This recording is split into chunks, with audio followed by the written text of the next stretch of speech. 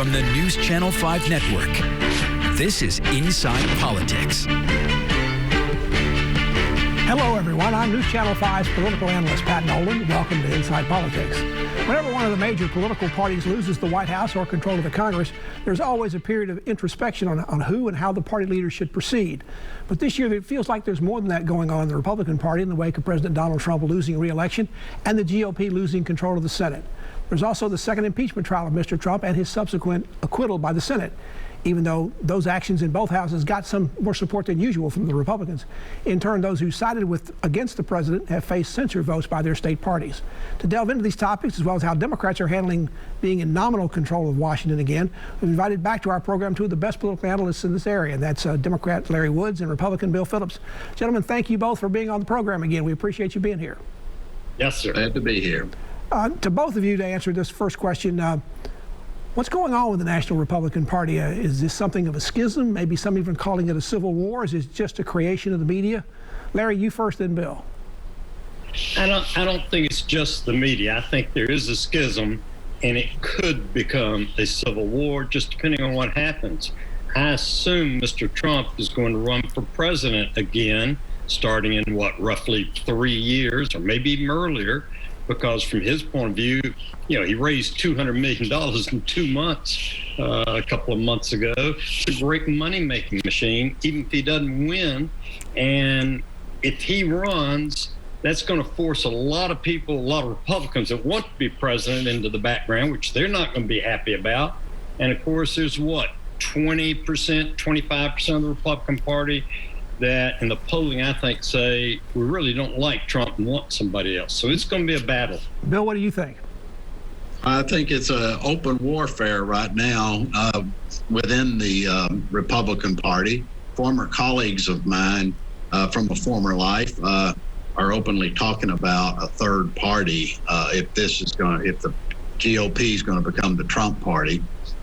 So it's for real, and it will continue and probably hurt any chances in 2024 for the Republicans.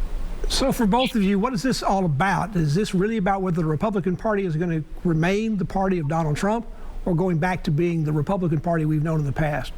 Bill, you first. Well, that's an excellent question, Pat. I think it's really, you've got this group that is following Mr. Trump. A lot of them are Republicans, a lot of them are independents, and then Democrats, a few. But I think that there's then the traditional Republicans that would like to see us get back to smaller government, balanced budgets, et cetera. Larry, as I mentioned earlier in the beginning of the broadcast, there's always been internal differences after parties lose election, but this one feels a little different. Can you ever remember one back in the past that wasn't over policy differences? This is about an individual politician. That's kind of rare. I don't remember parties splitting up over an individual person.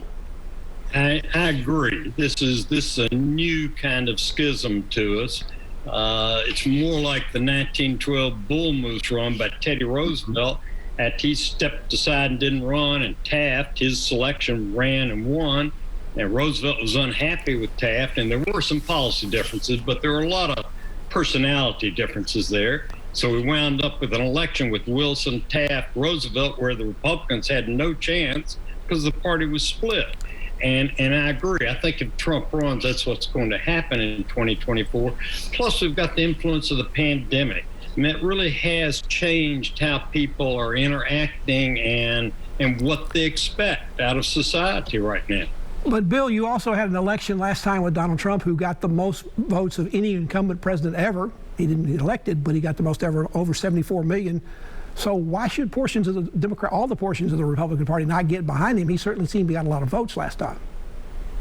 Well, I think that a lot of the policies in his administration, Republicans can get behind. But the individual is such a departure from what we see as the president should be, that's really what the problem comes down to, is the individual itself.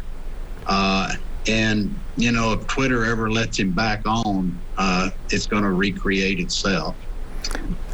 Larry, no doubt Democrats are rejoicing when they see their opponents fighting among themselves, but is there a possibility of being overconfident? I mean, there's a long way even to the 2022 elections for this point. So, and Donald Trump is a force to be reckoned with. You mentioned all the money that he's raised, and what if he does create his own Patriot Party? Well, you're right. It's hard to predict accurately 3 years down the road. Is Joe Biden going to run for re-election? And most incumbent presidents who run, the election's really a referendum of what people think of their job over the past 4 years. Biden's doing it right, super good so far. Can he keep that up? It's hard to predict where we'll be in 2.5, 3.5 years when all the candidates are running. Bill, there's a large majority that you see in the polls that they want Donald Trump, the Republicans that are surveyed seem to want Donald Trump to stay as the major figure in their party. So if there's a civil war or a schism going on, has Donald Trump not already won? Well, there's going to be a loser, and there are days that I think I may be on the losing side of that one. So Bill, we're going to be proud of you either way. So what about the anti-Trump forces then going out and setting up their own party? Although third parties are talked about a lot, but they're very hard to get established, particularly in all 50 states, to get on the ballot. You know, well, if you look at the nation's history, we go through these cycles, and the Republicans came out of the Whigs at one point, and that's been on quite a while. And it may be time that there are going to be some disgruntled Democrats and some disgruntled Republicans that are going to look up and see they have a lot in common. So it's possible that another party could emerge, and then traditionally one of the three then would disappear.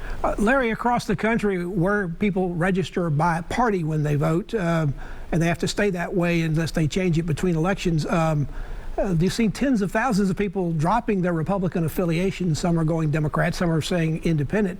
Is that an indication that perhaps the allegiance of Donald Trump has among Republicans may not be as strong as he thinks it is? I think so. I think Bill Phillips' analysis is correct that there's a segment of the American community, some former Republicans, some former Tea Party, some former independents, a few Democrats who like Trump. They're for anything he's for. So it would be easy for Trump to form a third party if necessary. Now, what's that going to do to the Republican Party? Well, if Trump carves out 25% or even 35% of the Republican Party and takes that with him, then neither Trump's third party nor the Republicans are going to be strong enough to compete on a national level. So over 10, 20 years, one of them might become strong, but it's going to take almost a generation, I think. Democrat Larry Woods, Republican Bill Phillips are our guests on Inside Politics. We're talking about the aftermath of the 2020 election, how that's working out in Washington. Got to continue our conversation after you watch these messages.